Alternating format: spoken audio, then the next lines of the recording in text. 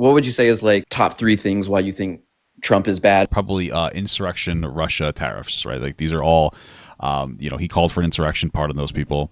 Working too closely with Russia. I understand wanting to be on neutral ground, or but appeasing a little legitimate dictatorship, and then trying to destroy our relations with every other country through like meaningless tariffs, because he sees that we have trade deficits, which must mean that we are getting a bad deal. It doesn't mean that.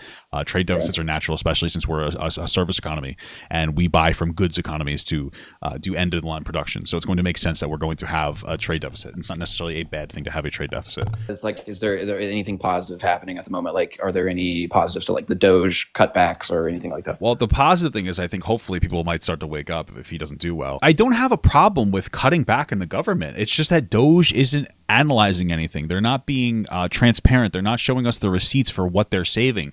They're having to pull back some of their biggest claims of like earnings claims, and because they're miscalculated or misrepresented or just flat out lies.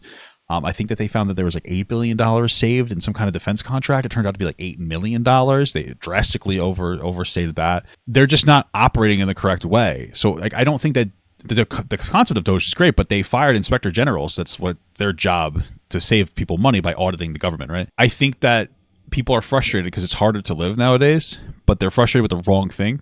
And what they need to be frustrated with is housing costs more than anything else, and healthcare, but housing especially. And it is the government's fault that housing is out of control because they're not doing anything about it.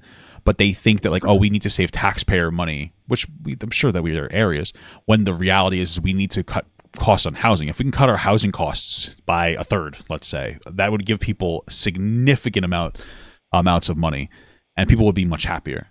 And so I think that we're angry at the government, but we don't really know why we're angry at the government. And that's what I would say.